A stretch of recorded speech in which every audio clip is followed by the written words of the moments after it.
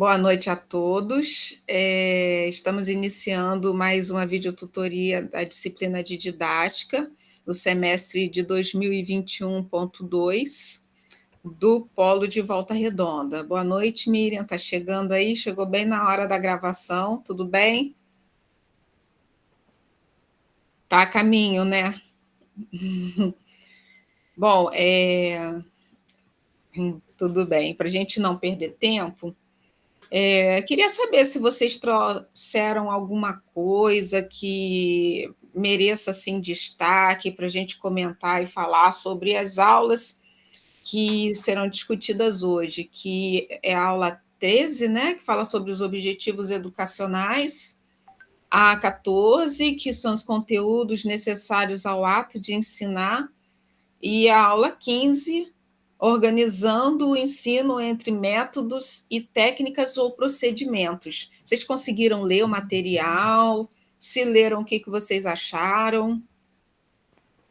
Os números que você falou aí das aulas, eu não sei qual. Eu não sei se esse do Libânio é o primeiro conteúdo. Sim, está associado aos objetivos de ensino. Ah, tá. Então, eu li, pontuei algumas coisas aqui. Aí, como ele é o primeiro assunto, acho que eu posso já ir falando alguma coisa dele, né? De que me chamou a atenção, que logo no começo ele começa a falar da questão do desenvolvimento individual e social do indivíduo e proporcionando assim meio de apropriação dos conhecimentos em relação às experiências acumuladas pelas gerações anteriores. Tem muito a ver até com aquilo que nós falamos de contar a história, né? De contar a nossa história, esses conhecimentos. Eu confesso que eu tinha muita dificuldade para poder fazer essa associação, mas essas aulas têm me ajudado muito a associar, porque assim, ninguém é tão rico que não precise de nada e ninguém é tão pobre que não tenha nada para oferecer. Então, quando a gente começa a olhar os alunos nessa questão do desenvolvimento dele, que ele já vem com uma bagagem de conhecimento, que ele já tem alguma coisa para nos ofertar, e a gente começa a olhar para a história dele, eu acho que é uma coisa legal que faz com que nós tracemos os objetivos ao qual nós vamos almejar. E que aí entra no outro ponto aqui, que é o que ele fala dos objetivos, dos dois tipos de objetivos, né? Que são os objetivos gerais e os objetivos específicos. Então, há uma necessidade, pelo que eu li, pelo que eu entendi aqui, de não só do pedagogo, não só do professor e não só da escola, é um trabalho em conjunto, fazer ter esse propósito, saber aonde que quer chegar. Então, a partir do momento que eu tenho esse objetivo geral, poxa, eu sei na onde eu quero chegar, isso vai me apontar para uma realidade. E esses objetivos eles vão variar de comunidade para comunidade, de escola para escola, de aluno para aluno, vai definir muito com relação ao cotidiano, a realidade deles aqui, né? Então, o que eu tenho visto com relação à prática que tem se empregado hoje é que os esboços são de educação, eles são traçados com esses objetivos gerais, tratando todo mundo igual. Todo mundo naquela, não sei se foi em didática, mas nós tivemos uma avaliação que falou a respeito da fábrica. Veio uma atividade que você olhava para uma fábrica e estava saindo ali, entrando estudantes, entrando jovens e saía uma série de coisas. Então, eu vejo com essa questão dos objetivos gerais, a comunidade escolar, de uma maneira geral, e aí, na minha visão, desde o MEC até alguns educadores, passando por traçar tudo uma fabriquetazinha, que esses alunos começaram a andar junto, que esses alunos começaram a falar junto, que esses alunos tiveram a mesma oportunidade. Então, quando faz esses objetivos gerais, tem a possibilidade de você mapear a realidade social e, a partir dessa realidade social, você começar a desenvolver os objetivos específicos, para que lá na frente o geral e o específico acabem se encontrando. Não sei se essa conclusão, essa análise minha está correta. Marcos, gosto muito desse exercício que você faz, né, que você faz e traz para a gente, que é ler o material, fazer uma análise sobre o material partindo das suas concepções, e você traz isso na sua fala, porque ao mesmo momento que você fala, você é como se você estivesse produzindo uma autoaprendizagem, porque você está se escutando. Você está, na verdade, organizando o estudo que você fez. Não está simplesmente trazendo a sua percepção para nós, mas você está organizando a sua percepção mediante o material e sua realidade para você. E isso é muito rico. Então, eu te parabenizo, porque eu percebo que isso já é uma postura sua, e é uma postura necessária, principalmente quando a gente está numa fase em que estamos aprendendo coisas novas, né? Na verdade, não são coisas novas, mas a gente está começando a entender algumas formas de conhecimento que a gente já tem, mas que às vezes elas estão desarticuladas.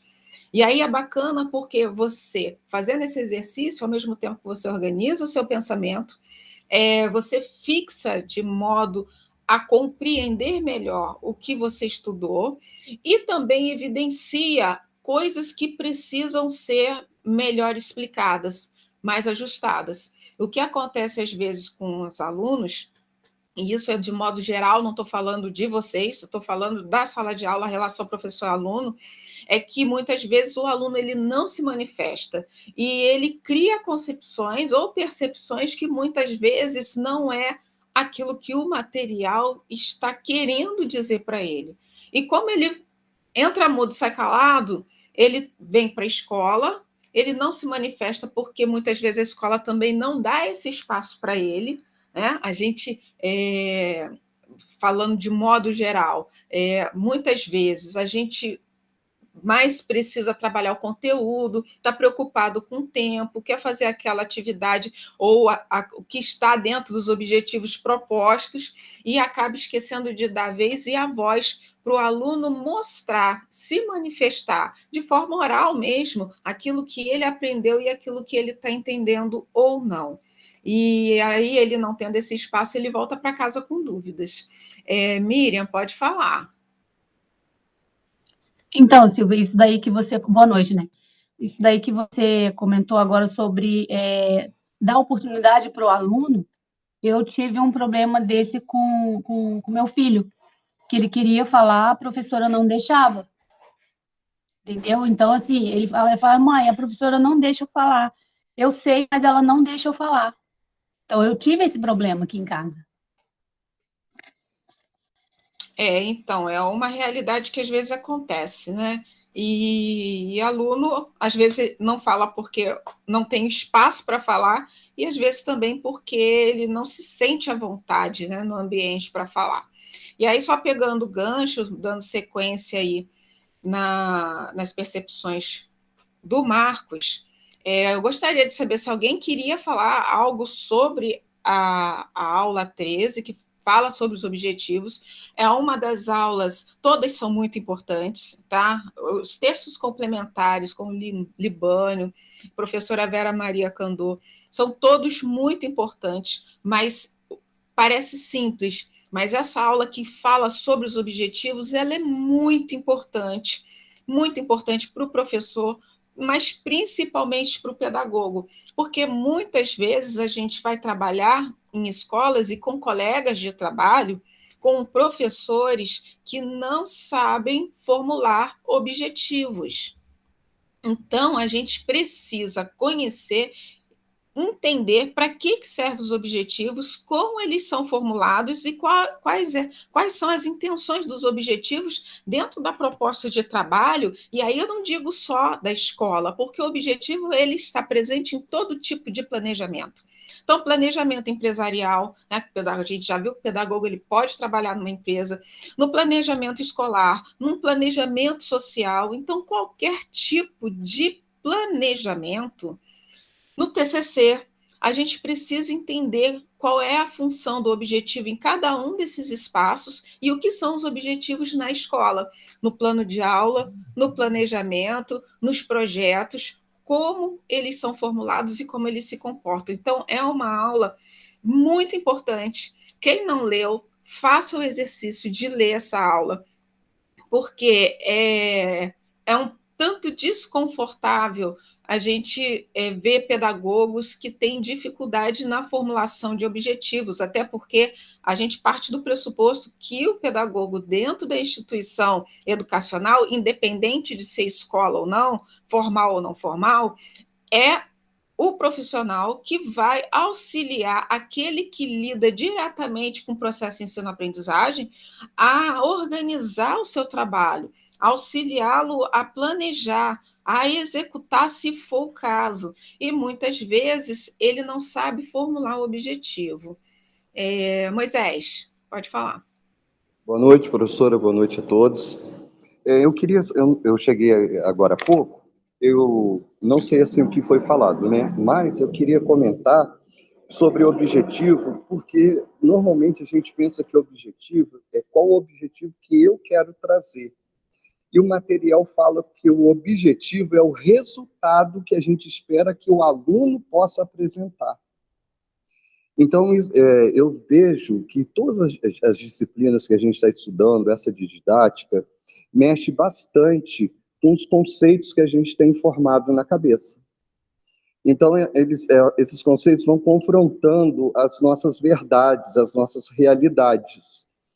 E realmente, né, eu ia falar até sobre o TCC também, né, que é objetivo geral, objetivo específico, mas essa que o professor, o objetivo é o aluno e não é ele mesmo, para mim foi assim, show.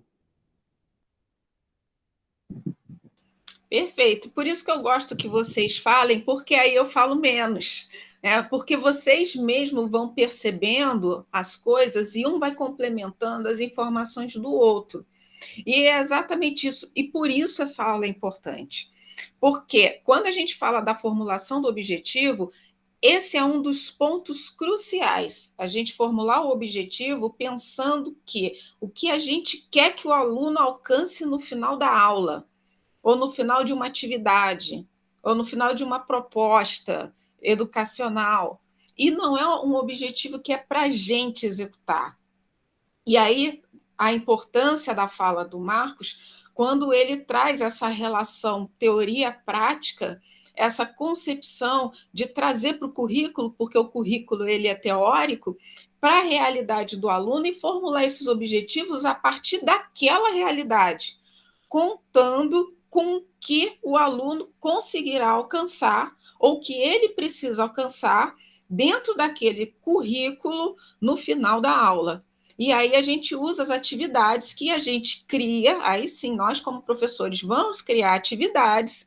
Essas atividades seriam um meio específico, com objetivos específicos também para o aluno executar de forma ativa uma ação, por isso que é atividade, né? Se elaborar, ele vai elaborar alguma coisa, o que ele vai elaborar? E aí o material traz as teorias de Gandin e Cruz, um objetivo específico para ele ser muito bem organizado, formulado, ele tem que ter o quê e para quê. Então, se eu digo para o aluno que na atividade que ele precisa elaborar, eu tenho que dizer o que ele vai elaborar. Elaborar um texto, a partir do quê e para que ele vai elaborar aquele texto. Elabore um texto, e aí a gente começa com o verbo no infinitivo, já que a gente está formulando, né, um objetivo específico. Então, formular um texto a partir das aprendizagens do conteúdo de ensino de ciências relacionado à água. relacionado à utilização da água no meio social.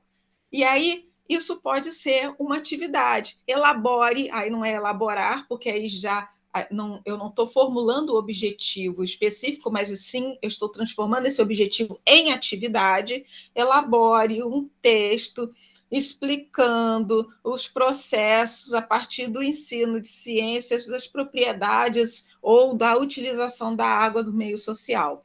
Então, ele vai executar. O objetivo específico é de execução para o aluno, sempre para o aluno. E o objetivo geral? O objetivo geral normalmente está sempre no plano das ideias, do conhecimento, conhecer, refletir, analisar, compreender.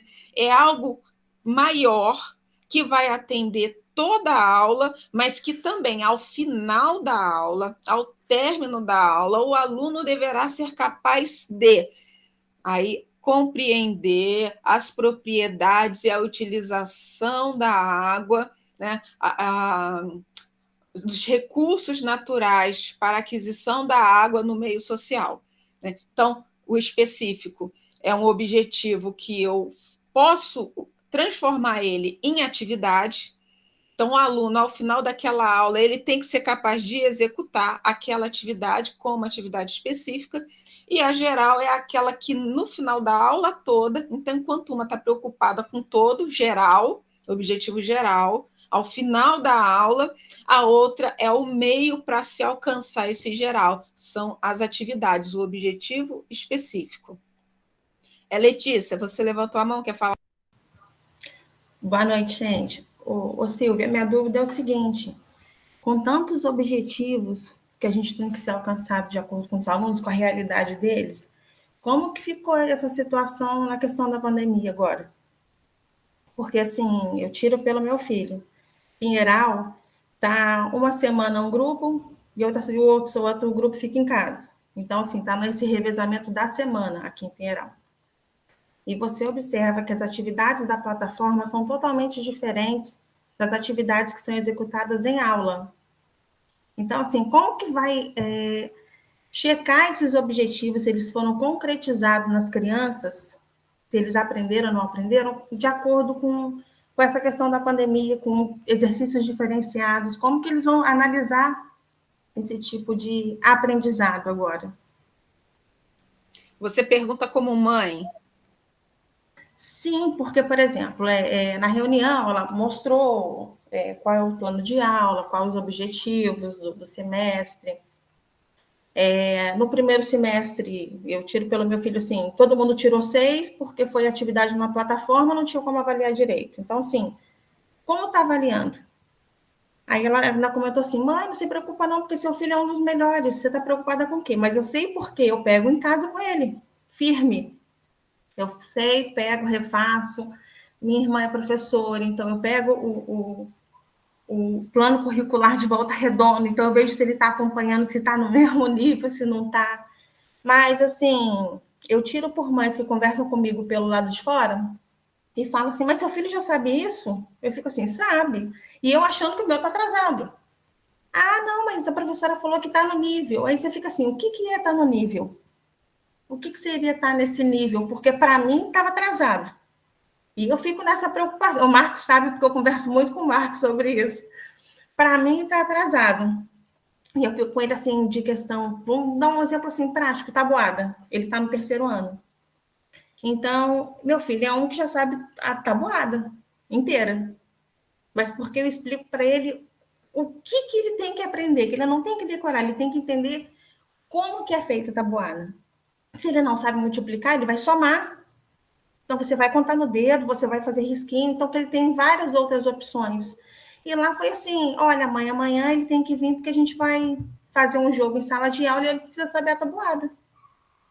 Então, assim, tem mães que falou para mim assim, meu filho não está sabendo nem somar, como é que vai saber a tabuada? E eu fico assim, gente, eu estou achando que o meu está atrasado e que nível é esse? Que objetivos foram esses que foram colocados e como que elas estão avaliando isso? Se as crianças estão aprendendo ou não. São objetivos diferentes para quem está em casa e para quem está na escola? Como que está funcionando isso? Então, Letícia... Tem muito questionamento de uma mãe, né, Silvia? Não, mas faz parte.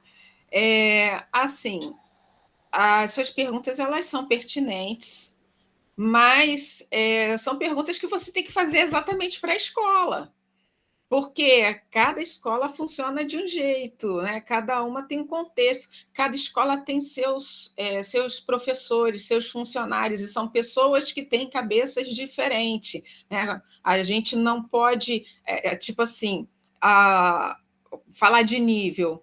Qual é o nível de conhecimento de um profissional para o outro? Normalmente são complementares, não tem um saber mais, outro saber menos, tem aquele que corre atrás, tem aquele que corre na frente, até para ficar atualizado e para dar conta dessa demanda que é tão diferente da pandemia e que é diferente para todo mundo. Agora, tem uma pergunta muito interessante que foi lançada aí no chat, e vocês já no exercício de pedagogos, seria interessante ouvir de vocês quais seriam as sugestões de vocês nesse exercício, né? Dessas indagações que a Letícia traz, vocês, no lugar do pedagogo da escola, o que vocês fariam? Eu vou passar a palavra para o Moisés, mas depois eu gostaria de ouvi-los. Só antes do Moisés falar, Silvia, eu só fiz essa pergunta porque foi exatamente essa pergunta que eu fiz para ela quando ela chorou as pitangas. Pode falar, Moisés. Perfeito.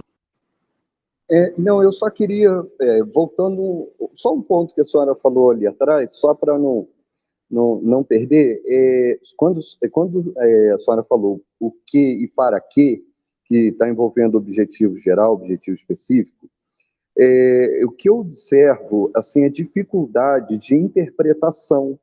Quando a gente pede alguma coisa, o aluno tem uma dificuldade grande, porque o aluno está acostumado a achar uma resposta pronta e não a pensar, a criticar, né? E a gente está vendo aqui também no curso de pedagogia que eu não sei como vai ser ano que vem, mas as provas desse ano, desse semestre, estão bem puxadas no sentido que a gente não acha a resposta assim tão fácil. Você tem que elaborar, você tem que pensar, você tem que criticar. Então, isso ajuda muito a desenvolver a proposta da democratização e a proposta de desenvolver o pensamento crítico. E o que eu vejo hoje, não só nas crianças, mas adultos também, que eu tenho também contato, eu vejo que tem uma dificuldade muito grande para interpretar o que está sendo pedido. Eu sei que, às vezes, tem professores que pedem assim de uma maneira que gera dúvida, mas aquele método de memorização ainda é muito entranhado ainda na educação. Memoriza, decora, responde, né? E só isso eu queria comentar. Perfeito.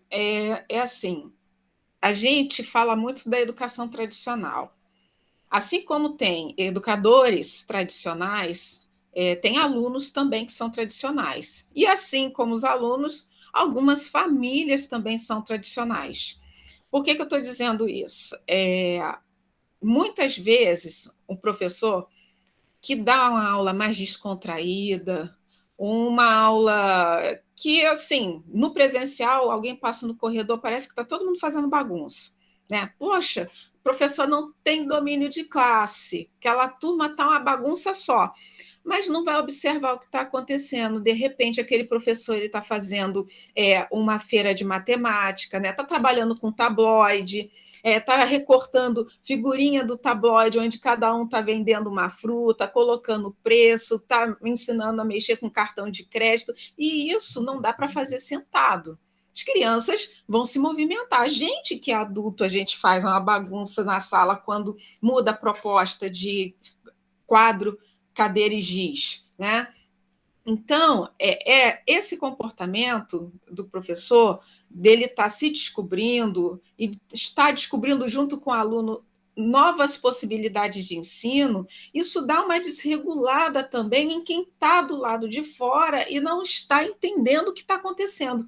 Aí, Letícia, por isso que eu falei, essas perguntas você precisa fazer à escola, precisa fazer não só a professora, mas a escola, porque assim, o professor, ele segue um determinado comportamento de uma rede, de uma mantenedora, quando é uma escola particular. Ele tem um ritmo de música que ele procura dançar, mesmo quando ele tem as concepções dele dentro da sala de aula. E aí ele tende a fazer aquilo que ele acha que é certo, mas sem desrespeitar muito aquilo que é tendência e que é sugerido pela escola. Quando ele não concorda em nada com que a escola faz ou quer que ele execute, ele não aceita trabalhar ali. Ou ele pede transferência, ou ele pede demissão, ou ele procura uma outra escola, ou ele, às vezes, vai até fazer outra coisa.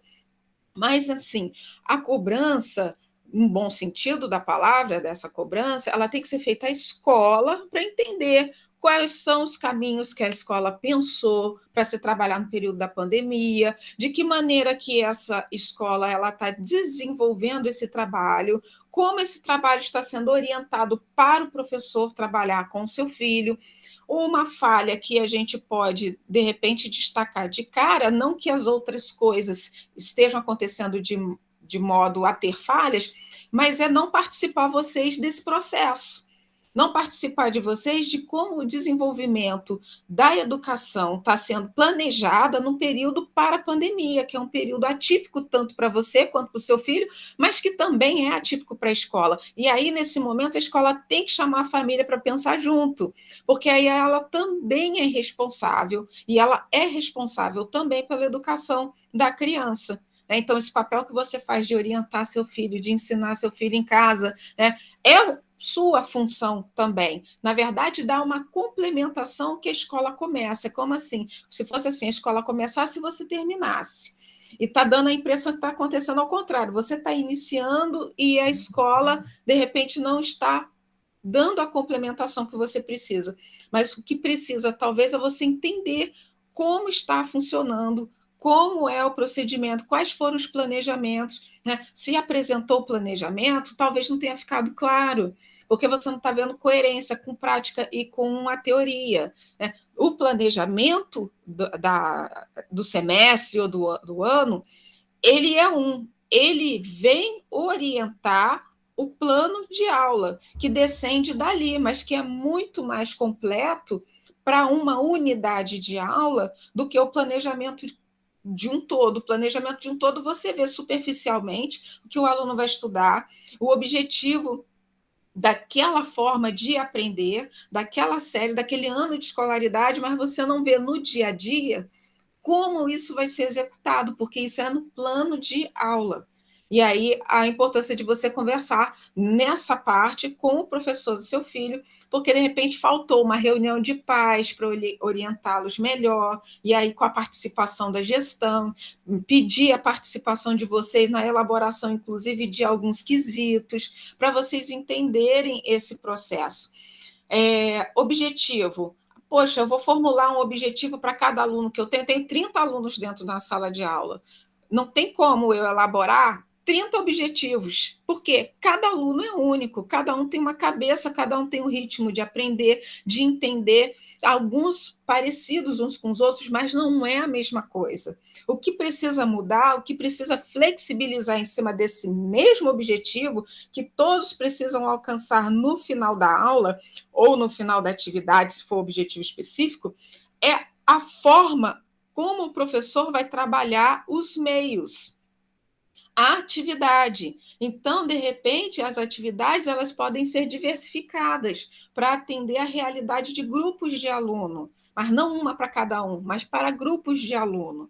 Aí sim você consegue alcançar o objetivo geral por caminhos, por meios flexíveis. E aí, lá na aula 15, ele fala do método, técnica e procedimentos. E que é exatamente disso que está se falando. O que são métodos? É o meio, é a forma. Eu tenho um caminho para ir para minha casa. Quando eu saio do CEDERJ e vou para minha casa, eu tenho um caminho. Que caminho é esse?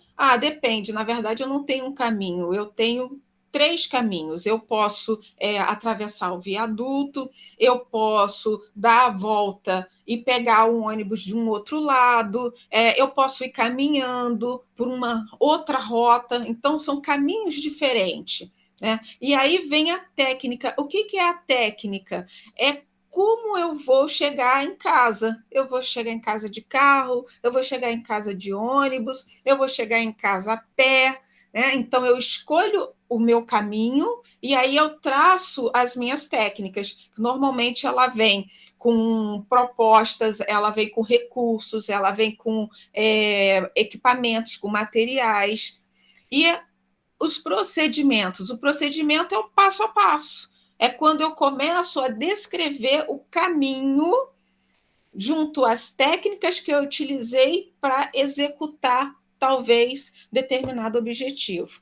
Então, método, técnica e procedimento. Isso fala lá na aula 15.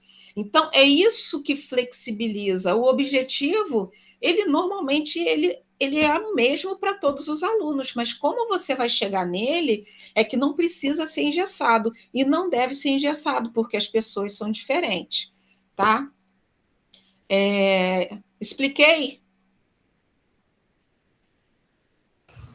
Explicou sim, Silvia. Eu já confrontei. O problema, assim, pelo menos a escola do meu filho, não são gestores que estão acostumados a mães que confrontam, entendeu? São mães muito tranquilas, para não dizer outro termo. Então, assim, quando eu questiono, você vê que outros do teu lado estão questionando por que tanta atividade para casa, por que tanto dever, por que tem dever para casa todo dia. Totalmente ao contrário do que eu vou buscar na escola. E quando eu comentei que eu gostaria de participar das decisões, participar, né, das atividades da escola, do que eu poderia ajudar, geralmente você escuta assim, não pode deixar que da próxima a gente vai chamar. E esse próximo nunca acontece. Em reunião de pais, quando você conversa, quando você pergunta, você vê que elas ficam com uma reação desagradável. É como se você estivesse questionando o trabalho delas e elas não gostam. Então, ela fala assim, mãezinha, que eu detesto mãezinha, você espera só um pouquinho, que no fim da reunião a gente conversa com você. E me chama para a porta da sala e como não se preocupa, porque o seu filho tá tranquilo, ele desenvolve bem. E aí você escuta assim, ele lê o enunciado do exercício sozinho. O que para mim é o básico, porque eu deixo ele ler, eu faço ele interpretar, eu explico para ele que no ponto você tem que ter pausa para você poder entender o que você está lendo. Mas são coisas que você vê assim que estão pegando. Aí eu conversei com a diretora e tudo. Ela falou assim, mãe, mas você está... Aí geralmente assim, você está muito preocupada, sendo que seu filho está bem. Letícia, isso é um exercício excepcional para você, como futura pedagoga, porque, assim, se você minar seus ânimos agora como mãe, você, quando pedagoga, você vai torcer o pescoço de muitos professores, inclusive de diretores. Eu até conversei com o Marcos o seguinte, que tanta gente, antes da gente, que se formaram, que aprendem, assimilam o conteúdo, tá lá, porque eu penso assim, a gente tem que estar lá para poder fazer a diferença.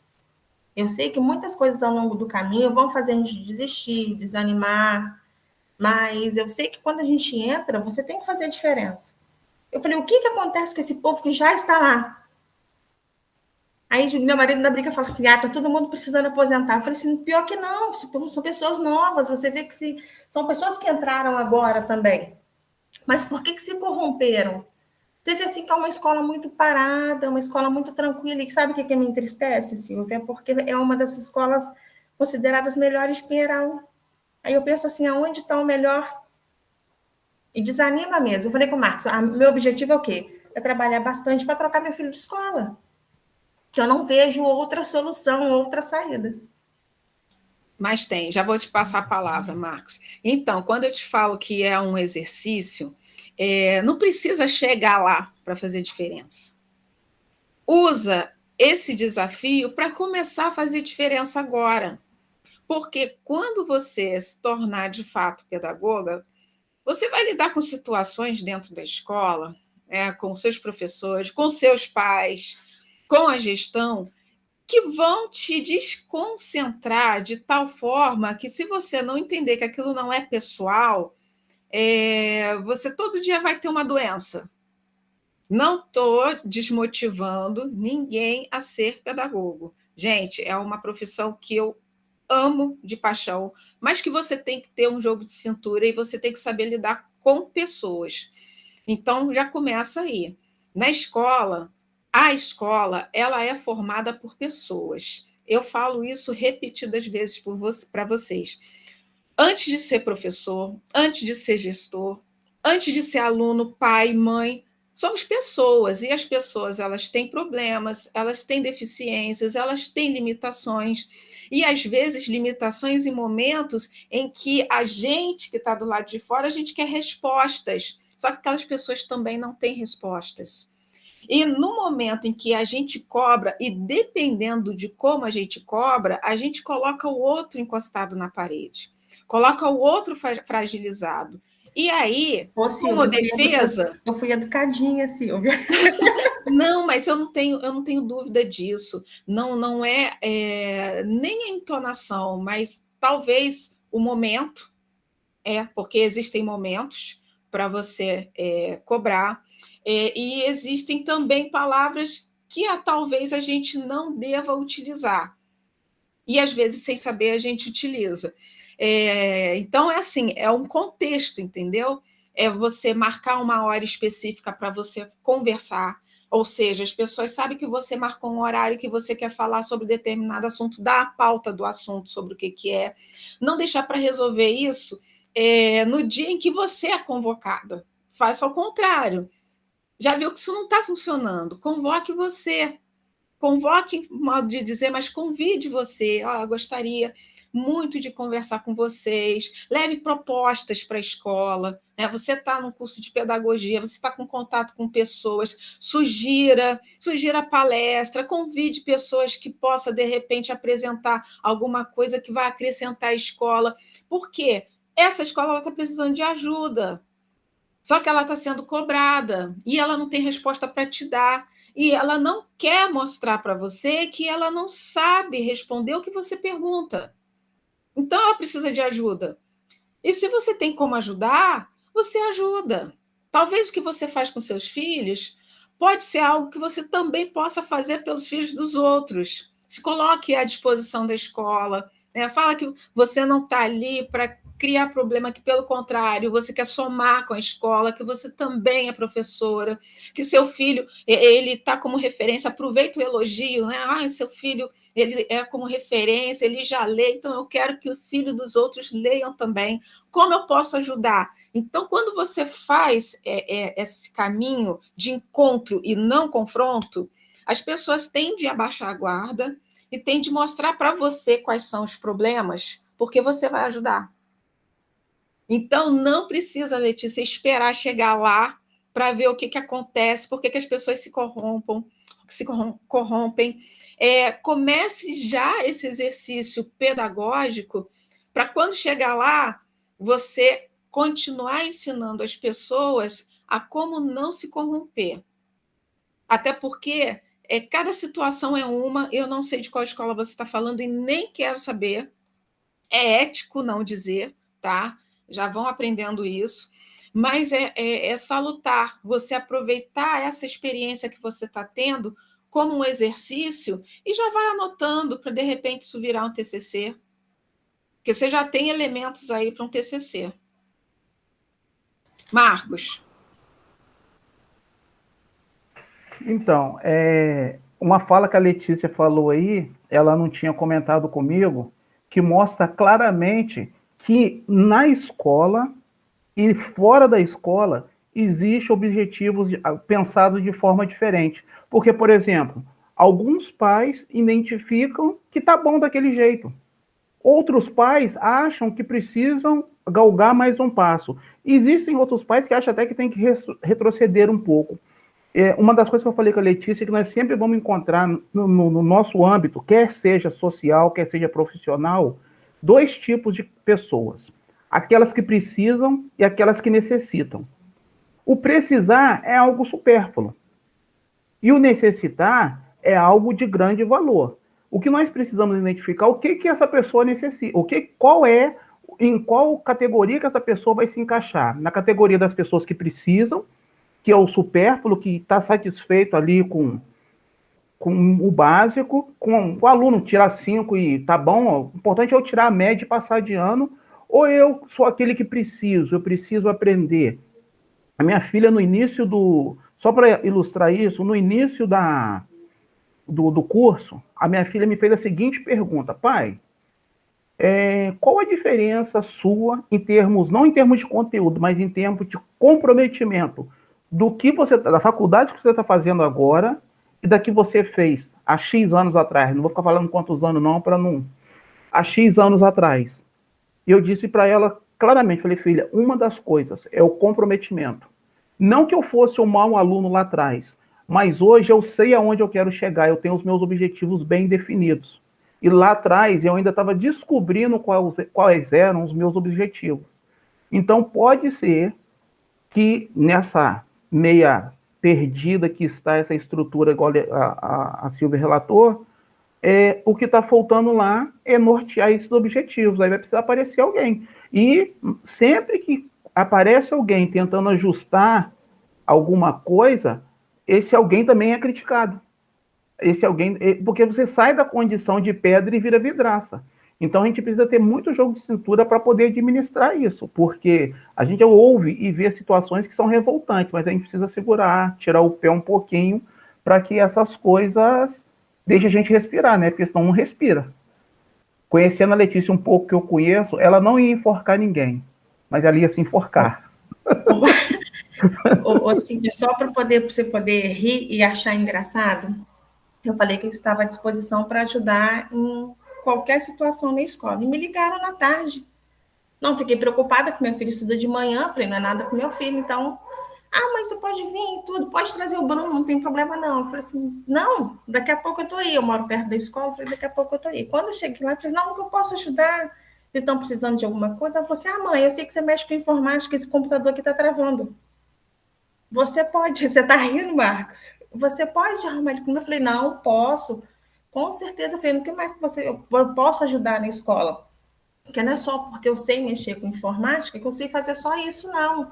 Eu brinquei com ela: vocês estão precisando de alguma coisa dentro de sala de aula? Vocês estão precisando de ajuda para a questão da correção do material, que elas estavam reclamando que as atividades estavam muito atrasadas, porque a professora não estava dando conta de atividades na plataforma e de estar executando as atividades em sala de aula com as crianças que estavam frequentando. Falei: eu posso ajudar em determinada coisa, em correção de exercício, posso ajudar a olhar as crianças enquanto você está fazendo a correção, mas eu fui chamada estritamente para isso.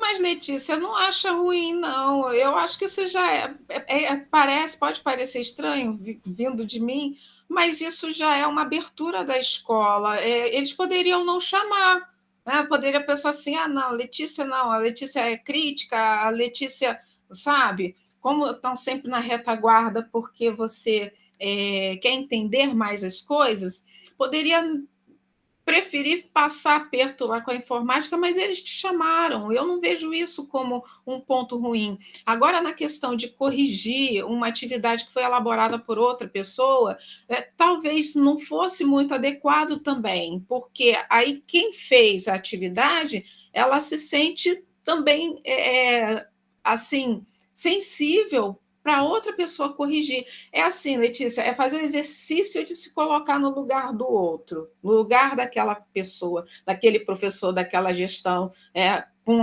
Nunca vai ser se colocar no lugar do outro mesmo, porque você não sabe da vida deles, você não sabe da situação deles, você não sabe do caminhar e dos apertos que eles têm dentro dos sapatos que são próprios, só deles.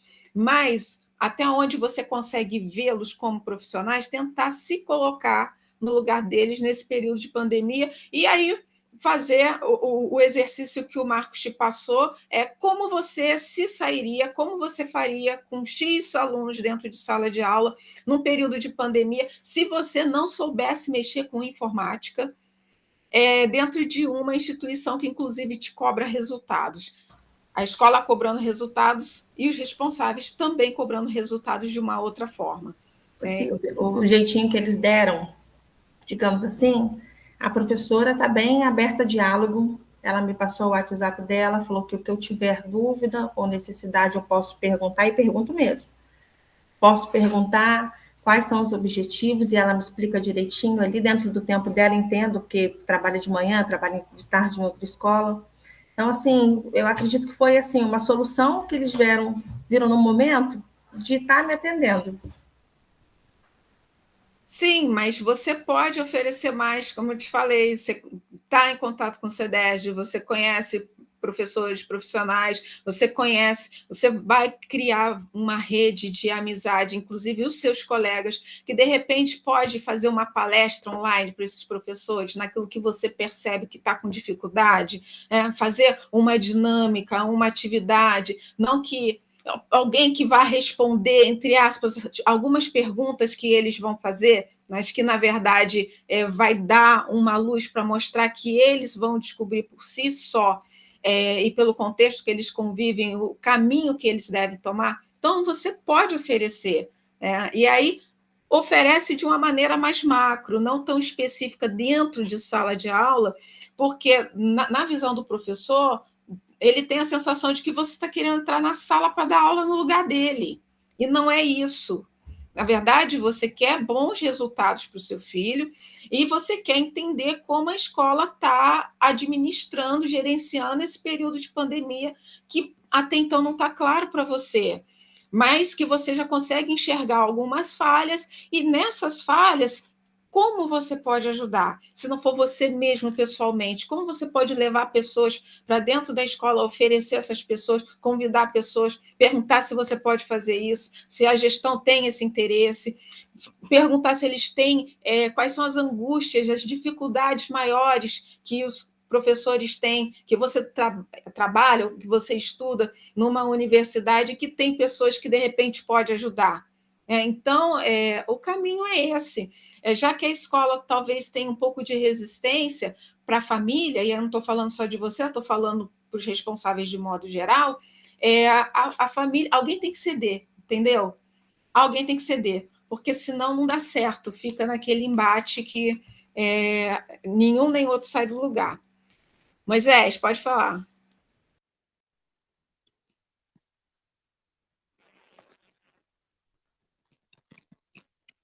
Tá fechado o áudio, Moisés.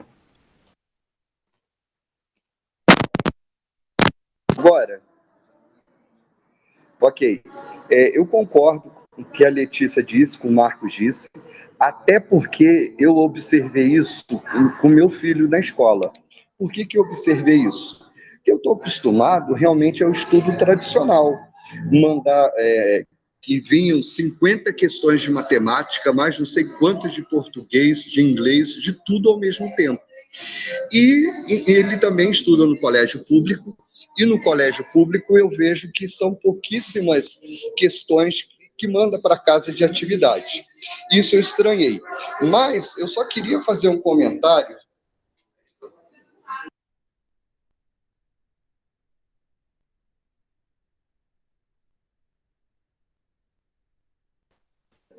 Desculpa, eu tive que sair daqui onde eu estava. Eu só queria fazer um comentário que nós que somos pais do ensino tradicional, a gente está acostumado com esse ensino puxado. Mas aqueles pais que não conseguiram, talvez, se destacar, conseguiram acompanhar o estudo tradicional, realmente, às vezes, eles têm insegurança se a escola voltar ao que era no passado. E os filhos também não serem bem-sucedidos como eles não foram. Eu não quero justificar a atitude da escola, nem dos pais que não se colocam na escola para mudança. Talvez isso seja um motivo de acomodação, né, as lembranças ruins do passado com relação ao estudo tradicional. Mas uma coisa é certa, o que a gente tem hoje no colégio público não é aquilo que a gente teve há 30 anos atrás. Não é muito diferente. Realmente, a Letícia, quando fala de tabuada, fala de questões, eu me lembro exatamente como que foi quando eu estudei, como foi a minha alfabetização, e vejo meu filho, eu quero puxar, mas só que a escola também não puxa, mas eu sei que existe uma as diretrizes hoje da educação, aprovação automática, né? Isso tudo são outras diretrizes que vêm realmente verticalizado, né? Então, é difícil também a escola, os diretores, também nadarem um pouco contra isso e lutarem por esse ensino tradicional. Mas eu acho que dá para fazer um equilíbrio e essa democratização, realmente, eu acho que falta aí é o que a professora Silvia disse, é a atuação dos pais e o gestor escolar não ter essa preocupação de ter esse envolvimento dos pais, porque ele é saudável. Isso pode dar um compasso, um ritmo melhor para a escola, né? Se houver essa abertura, essa participação, né, da comunidade acadêmica. Marcos? Então, eu estava lendo, eu não li ele todo, eu não sei se vai colaborar com os colegas, mas saiu em junho de 2020, eu até assustei, achei que saiu muito rápido, um artigo de um conglomerado de professores, se eu não me engano, da Universidade Federal da Paraíba, se eu não estou enganado, eu vou até colocar o link aí. E eles vêm abordando diversas reflexões sobre a educação em períodos de pandemia, em tempos de pandemia. Leva diversas reflexões. Trilha sobre o saber, o ensino remoto, como que acontece, o discurso do professor, as desigualdades socioculturais, socio-raciais. Então, eles ali, se eu não me engano, são 14 ou 15 professores e pesquisadores que fizeram esse material de 130 páginas aproximadamente, que aborda muito dessa questão. Porque, na realidade, o que acontece hoje, a realidade dos nossos filhos são completamente, em termos educacionais, vamos pegar as séries iniciais, são completamente diferentes das nossas. Por exemplo, eu estudei num livro de matemática que na falecida 8ª série, que hoje é o 9º ano, se ensinava homotetia. Hoje se aprende na faculdade, no 2º ano do curso de matemática que ensina o que é isso. Então, a gente vê o gap que está ficando aí. E não adianta, porque na nossa época não tinha calculadora, na nossa época não tinha celular, não tinha essas ferramentas. Então, tem uma série de coisas que também, ao meu ver, vai me puxar os meus objetivos para trás. Vai fazer com que eu também retroceda. Eu tenho essa vontade de ir, mas às vezes eu vou precisar parar e me concentrar não no objetivo geral, mas no objetivo específico, e por meio desses objetivos específicos, eu ir galgando. Eu tive uma professora que eu me preocupava muito como que ia ser o meu primeiro dia numa escola. Eu perguntava para ela, como que vai ser a minha participação na sala dos professores? Porque eu tinha umas visões assim meia diferente de alguns outros colegas que estavam se formando comigo e de alguns outros professores que haviam lecionado para mim. Ela disse o seguinte, Marcos, você faz o seguinte, se você tem convicção da tua metodologia, se você tem convicção daquilo que você está fazendo, e para você ter convicção é necessário você estudar, você morde a sopra, você vai lá, lança, houve rejeição, retrocede. Passou mais um tempo, lança de novo, conquistou cria uma base a partir daquilo ali, não se articulando para poder montar uma quadrilha, mas cria uma base, agrega pessoas que comecem a pensar junto contigo e devagarzinho você vai mudando essa realidade. É uma mudança muito delicada, falando principalmente em termos de educação. Nós estamos aí, só para exemplificar, com 20 metas do Plano Nacional de Educação, que só uma foi cumprida. Então, a gente fica nítido para nós que quando se fala de educação por N situações, e trazendo para o nosso lado enquanto pais, nós somos responsáveis nisso também, eu vejo que é um assunto muito delicado, igual eu coloquei aí. Se o professor sente um cheiro de longe, se ele sonha que algum pai quer entrar na sala dele para poder tomar o lugar dele, ou se tornar o tiozão ou a tiazona melhor do que ele bloqueia, ele fecha a turma. Ele faz igual a galinha, coloca os pintos debaixo da asa ali e fala, é minha turma, ninguém mete. Então, é um assunto que tem que ser bem devagarzinho mesmo. Então, gente, quando eu falo que a gente está falando de pessoas, eu acho que o Marcos tocou num ponto bem, bem crucial. A gente está falando das qualidades e dos defeitos, das virtudes, né, das vontades, dos desejos, esses defeitos que a gente tem, né, a vaidade, que todo ser humano é vaidoso. Por mais que a gente queira trabalhar a questão de diversidade, também existe o preconceito, e aí é de etnia, é de religião, é de política, é de time, de uma forma ou de outra. O ser humano ele é impregnado de virtudes, de qualidades, mas também de defeitos e de vícios. Então, quando eu falo seres humanos, eu estou trazendo um conjunto de tudo aquilo que um ser humano pode ser.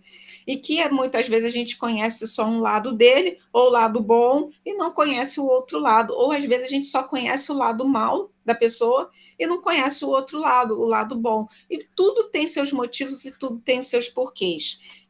E aí, só para. Vou fechar a aula, tá, gente? Para complementar, falei dessa questão do tradicional, assim como existem os educadores tradicionais, existem alunos e famílias tradicionais. Não quis falar isso de uma certa forma, de uma maneira tão positiva. Vou dizer assim, de uma maneira neutra. Neutra por quê? Vai agradar quem é tradicional, mas também não vai desagradar quem não é tradicional. Nós vimos como a tendência pedagógica liberal tradicional ela surgiu, né? Ela veio com os jesuítas, forçando uma catequese com os índios, tirando a sua cultura para modificar, para colocar num modelo que é aquele que era considerado mais adequado, que era o europeu, né? Aquela educação. Então, na verdade, são verdades. E a gente está aqui falando, na verdade mesmo, a gente está falando de verdades, verdades muito subjetivas de um coletivo social e, às vezes, mesmo de um indivíduo. Quando a gente fala professores tradicionais, alunos tradicionais, famílias tradicionais, a gente está trazendo isso que o Moisés nos trouxe. Às vezes, o professor ele está numa aula mais descontraída, e o aluno está ali, está brincando, está se divertindo, ele não está aprendendo tabuada da forma tradicional, mas ele está aprendendo tabuada de uma outra maneira. Ele está colocando a cabeça dele para funcionar de uma outra forma. Ou é com tangram, é com ábaco, ou com lego, mas ele está brincando. Aí ele chega em casa, o pai ou a mãe pergunta: então, meu filho, o que você fez na escola hoje? O que você aprendeu hoje? Ah, não, mamãe, hoje a professora só brincou. A gente não aprendeu nada porque a professora só brincou. E ele está aprendendo. Então, vocês têm que começar a ouvir a fala de vocês por causa de algumas verdades do nosso tempo, da nossa época, que ficaram impetradas na gente e a gente está carregando e quer vê-la sendo reproduzida numa época que a nossa passagem, a nossa função, ela está sendo transitória, ela é transitória. Então, o que eu vivi como aluna, o que eu vivi em alguns momentos também como professora, não cabe mais nesse momento. Eu estou sendo transitória, daqui a pouco serão outros, serão vocês, e que não pode carregar junto com vocês algumas concepções para essa realidade, porque a gente já estudou isso. A sociedade ela é outra. Por que a gente viu as tendências pedagógicas? São tendências pedagógicas, não é exigências pedagógicas. Eu posso ser tradicional? Posso ser tradicional, é uma questão ideológica de comportamento minha, eu acho que funciona, eu acho que trabalho melhor assim, está dando resultado, está funcionando, os alunos estão recebendo bem, os pais também, talvez porque esses pais também sejam tradicionais, e tudo bem, está numa boa, mas não é o comum do que a gente visualiza na nossa sociedade de hoje. Como que eu vou ser tradicional, trazer as concepções da minha época, da forma como eu aprendi, e aprendi bem, que eu sobrevivi, estou aqui, né? Não evadi da escola como a maioria, como muita gente, como meus pais, por exemplo, consegui sobreviver, Mas os que estão na sociedade hoje é uma outra época, uma outra cabeça, são outros estímulos, são outros não estímulos que existem, que compensam isso, e as pessoas elas vão descobrindo novas profissões, vão descobrindo novas formas de viver, e a função da escola é isso, trabalhar com a cultura, preparar para uma vida em sociedade em primeiro lugar, e essa formação social vem como consequência um bom emprego no mercado de trabalho, ou um bom trabalho, que hoje em dia não se fala nem mais emprego. Na minha época, o importante era ter emprego, era ter casa própria. Hoje em dia não é tão interessante ter casa própria, é ter trabalho, porque a hora que eu cansar de fazer aquilo ali que eu comecei, eu faço outra coisa, eu vou empreender. A palavra do momento é empreender, né? Casa própria, de repente eu enjoo de morar naquele lugar e eu estou ali com aquela casa própria, alugo outro em outro lugar e vou ficando, vou vivendo assim. Então, são outros valores, são outras verdades, e a gente tem que, aí sim, volto para o Marcos, olhar quais são essas verdades do momento para a gente adequar aquilo que a gente sabe, para a gente também não ficar tão obsoleto na forma de como a gente vê a concepção educacional, de como a gente foi formado, porque não cabe mais, muita coisa não cabe mais. E aí, corrigindo algumas falas de vocês, não é retroagir. Quando a gente fala de objetivo, de repente eu penso traçar um objetivo para menos, porque as crianças de hoje não conseguem alcançar mais. Aí a gente fala do método, da técnica e dos procedimentos novamente. Elas chegam sim, só que por um caminho diferente. Talvez elas não vão passar pelo viaduto, elas vão dar a volta no quarteirão, ou elas vão cortar um caminho. Elas vão cortar um caminho, mas que nesse caminho ela precisa encontrar coisas que vão ajudá-la a viver bem e melhor e a aprender. Elas não precisam mais decorar, até porque essa concepção de decorar, para elas não funciona, porque muitas não conseguem decorar. Elas precisam entender, elas precisam internalizar, aquilo precisa fazer sentido. E aí eu trago de novo a minha formação da época, né? Quantas vezes eu decorava 35, 37, 38 perguntas na disciplina, na atividade de história, e dali o professor escolhia 5 ou 10, e aí já tudo decoradinho. Se você esquecesse uma vírgula fora do lugar, você errava a questão toda, porque realmente estava tudo decorado. Então, para aquele momento, para aquela matéria, eu não aprendi para fazer prova. Eu entregava a prova, meu cérebro ia junto. Depois você saía, e aí, fulano, o que você colocou na questão 11? Vamos supor. Aí, questão 11? Tinha questão 11? Tinha, eu respondi, mas estava tão no automático que eu nem percebi. E era 10, 10, 10, 10, por quê? Estava decorado, não estava aprendido. Aí, como é que eu fui aprender melhor geografia e história? Assistindo filmes épicos, jogando War, brincando. E não foi na escola. Então, a escola, e aí, professores e futuros pedagogos, a gente tem que olhar para a escola como um espaço de troca, de interação, de aprendizagem, sim, mas de aprendizagem que seja significativa. Isso significa aprendizagem significativa, é dar sentido para quem está aprendendo do uso daquela informação, não simplesmente ser mecânico, né? Não adianta eu utilizar a tecnologia e eu não sei mudar o meio, só utilizo a técnica pela técnica, mas eu não sei utilizar caminhos diferentes para ensinar com aquela tecnologia. Então, não faz sentido eu ter um monte de alunos na minha tela e eu abrir aqui o meu quadro com giz, só que não está com giz, é lousa interativa, e começar a fazer as mesmas coisas que eu fazia dentro de sala de aula. Então, não faz sentido. Então, por isso que é importante entender qual é o planejamento, qual é a proposta, o que está sendo feito, e sair dessa concepção que a gente está amarrado de tradicional e de ver a forma de ensinar e de aprender como única, ela não é única. A gente aprende brincando, a gente aprende conversando, a gente aprende se divertindo, a gente aprende nos jogos, gente. Tem jogos interativos que são lançados todos os dias por pesquisadores, por estudiosos, que muitos professores que também estão estudando estão utilizando com seus alunos, né? Então, para que eu vou usar tabuada se eu posso aprender com jogo? É mais divertido. Para que eu vou ficar utilizando cartilha? Aprendi na cartilha, tá? Aprendi a ler em cartilha. Hoje em dia não se usa cartilha. Não posso jogar pedra. Por quê? Porque as pessoas que condenam cartilha, elas têm outras sugestões e que certamente são melhores, senão elas não condenariam. Então a gente tem que parar e ouvir quais são as sugestões que tem para o momento.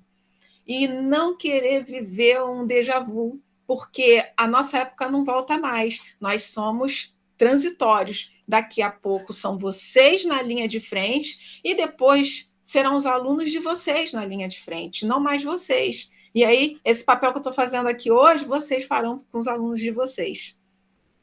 Tá bom? Gente, por hoje é só. Vou encerrar a videotutoria. Tá? Qualquer dúvida, qualquer coisa, vocês coloquem aí no fórum que a gente volta a dialogar. Provocações também, a gente aceita provocações para as próximas videotutoria. Semana que vem é a semana só de fórum, né? Da gente discutir, conversar um pouquinho.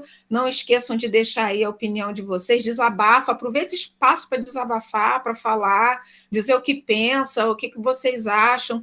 Na aula, a gente falou da aula 13, a aula 14, ela traz os conteúdos. Tudo que a gente conversou pode parecer, poxa, hoje foi uma sessão de terapia para a Letícia. Não foi, foi aula. A Letícia, ela motivou, ela instigou a gente a pensar a educação e acabou que trouxemos conceitos e percepções da educação que são muito importantes para vocês como pedagogos. Muito importante. Então, a aula 14, que fala sobre os conteúdos, a 13 são os objetivos, a 14 os conteúdos, a 15 métodos, técnicas e procedimentos. Se vocês observarem e estudar cuidadosamente cada uma dessas aulas, vocês estão passo a passo aprendendo a fazer um planejamento e depois um plano de aula, porque esses são itens de planejamento e são itens de plano de aula. Primeira coisa, objetivo, depois os conteúdos, porque eu sabendo os objetivos, os conteúdos eles vão partir dos objetivos específicos, né? E os meios e técnicas e procedimentos são os recursos, as estratégias que os professores utilizam. Depois vem a parte de avaliação e outros mais. Então, esses são itens do planejamento e itens do plano de aula. Tá? Estudem, leiam esses conteúdos, eles são muito importantes para o pedagogo, porque a maioria das vezes, quando o professor procura por vocês, principalmente que chega na escola, ele vem atrás do planejamento, ele vem atrás da organização de um plano de aula, e às vezes ele tem dificuldade para elaborar os planos de aula, dependendo da formação dele, porque muitos correm das disciplinas pedagógicas, e aí o pedagogo vai aparecer para auxiliar os professores. Ok? Então, um abraço para vocês. A gente vai Muito obrigada. Na prática, eu não vi assim todo o conteúdo. A gente estágio, vai né? Estágio. Ah, bom. Ótimo. Tá bom? Isso tudo é bom vocês irem acumulando, porque às vezes o aluno chega lá no estágio, parece que ele esquece tudo. Chega em TCC, parece que ele esquece tudo também. E tá tudo sequenciado, tá tudo assim, ó. De novo, a gente separa as disciplinas por questões didáticas, mas elas se entrelaçam e todas elas têm motivo de formação para a vida e para a vida profissional. Então, nos estágios, vocês vão executar isso tudo bonitinho, do jeitinho que a gente está falando aqui e conforme está aparecendo lá no material didático de vocês. No módulo 2, que a gente falou no início, né? A didática clássica e a didática crítica e plural. Nós estamos na didática crítica e plural, né? Falando da diversidade, da memória do professor, das tendências pedagógicas, né? A linha histórica do desenvolvimento da educação e do comportamento, parte filosófica, sociológica, psicológica, isso muito mais no módulo de vocês, inclusive nas aulas que não são pedidas para ler, vale a pena passear por lá.